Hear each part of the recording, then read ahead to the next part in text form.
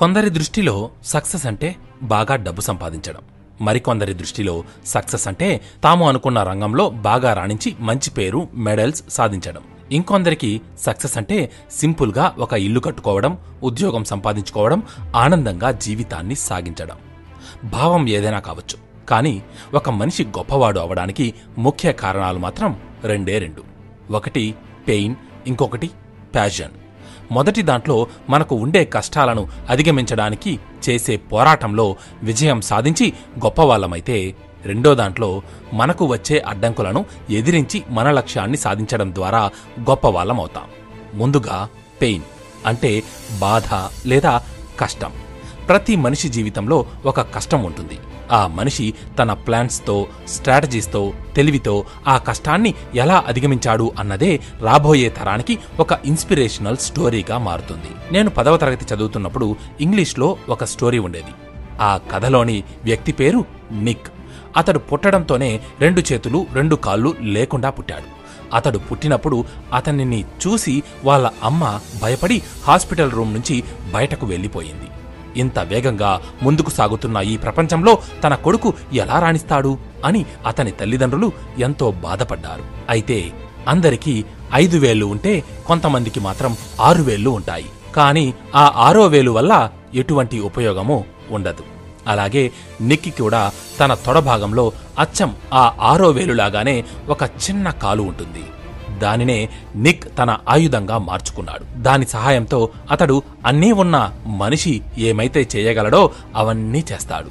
Hockey ఆడతాడు, football ఆడతాడు, driving చేస్తాడు, నీటిలో సర్ఫింగ్ చేస్తాడు, ఆఖరికి రాస్తాడు కూడా. ఇక్కడ నిక్ కొత్తగా ఏమీ చేయలేదు. సాధారణ మనిషి చేసినవే చేశాడు. కానీ తనకు ఉండే అసాధారణమైన కష్టాన్ని అధిగమించి వీటన్నిటినీ సాధించాడు. కాబట్టి నిక్ జీవితం ఒక ఇన్స్పిరేషనల్ స్టోరీగా మారింది. అతడి బయోగ్రఫీ స్కూల్ టెక్స్ట్ బుక్లోకి చేరింది. అలాగే తక్కువ కులంలో పుట్టాడన్న కారణంగా ఒక పిల్లవాడిని తను స్కూల్లో చదువుతున్నప్పుడు క్లాస్ బయట కూర్చోబెట్టారు. అగ్ర కులాల వారు కులాయి తిప్పితే గాని మంచినీరు తాగనిచ్చేవారు కాదు. ఎటు చూసినా, ఎక్కడకు వెళ్లినా సమాజం అతనిని అంటరానివాడిగా దూషించేది. తనకు వచ్చిన ఈ కష్టాలే అతడికి సమాజంలో జరుగుతున్న అన్యాయాలు, వారు పడుతున్న బాధలు తెలియజేశాయి. అతడి మనసులో పోరాటమే అగ్గిరవ్వను రాల్చాయి. ఆ నిప్పు కణమే తరువాతి కాలంలో మహా అగ్ని జ్వాలలా మారి సమాజంలో పాతుకుపోయిన కుల వ్యవస్థను కూకటి వేళ్లతో సహా కాల్చి బూడిద చేసింది. భారతదేశానికి రాజ్యాంగాన్ని అందించి మన దేశ పురోగతికి ముందడుగు వేయించింది.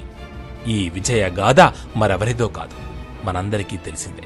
మన దేశ రాజ్యాంగాన్ని రచించిన డాక్టర్ బిఆర్ అంబేద్కర్ గారిది.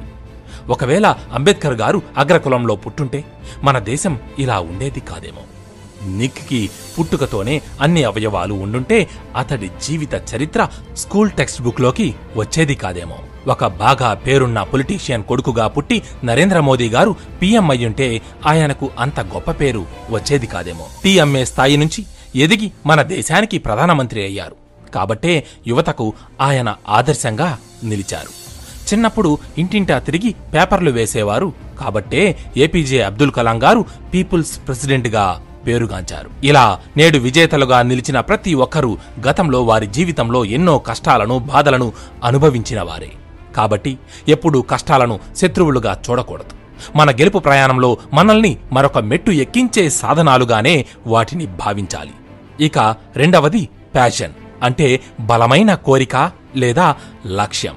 మనకు ఏదైనా ఒక అంశంపై పిచ్చి కోరిక, కసి ఉండటం, దీనినే సింపుల్గా గోల్ అని కూడా అనొచ్చు. ప్రతి మనిషికి తన జీవితంలో తప్పకుండా ఒక గోల్ ఉండాలి. ఎందుకంటే మన దగ్గరే బాణం ఉంటే సరిపోదు, దానిని ప్రయోగించడానికి సరైన లక్ష్యం కూడా ఉండాలి. అప్పుడే ఆ బాణం వల్ల ప్రయోజనం ఉంటుంది.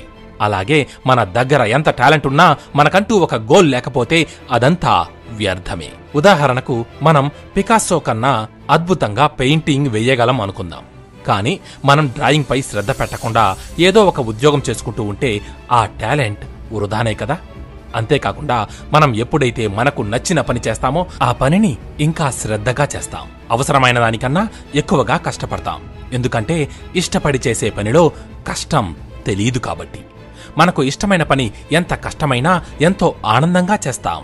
అదే ఇష్టం లేని పని ఎంత సులువైనా దాని నుంచి తప్పించుకోవడానికి సాకులు వెతుకుతాం. మనం ఒక పని పట్ల బద్ధకం చూపించడానికి కూడా ఇదే కారణం. ఎందుకంటే మనం ఒక పనిని ఇష్టపడుతున్నాము అంటే దానిని ఇంకా త్వరగా పూర్తి చేయాలని చూస్తాం. మనకు ఏదైనా పని చేయడం ఇష్టం లేకపోతేనే తరువాత చేద్దాంలే అనుకుంటూ దాని నుంచి తప్పించుకోవాలని ప్రయత్నిస్తాం. కాబట్టి ఎప్పుడూ మీకు నచ్చిన పనినే చేయాలి. ఒకవేళ అలా చేయడం కుదరకపోతే చేస్తున్న పనిని ప్రేమించండి.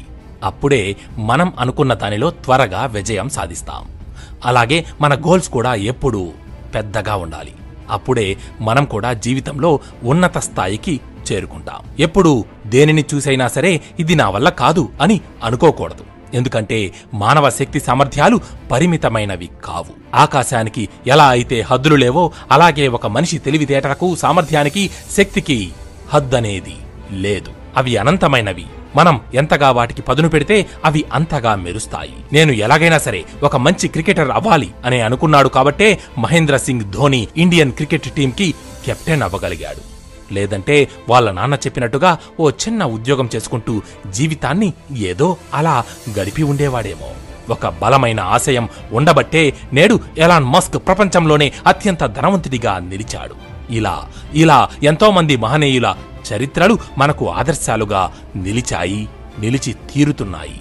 మనం కూడా ఆ జాబితాలో చేరాలంటే వేగంగా మన మీదకు దూసుకు వస్తున్న సమస్యలను అధిగమించి మన గమ్యం వైపు ముందుకు సాగడం ఒక్కటే మార్గం. ఇది రాసిపెట్టుకో.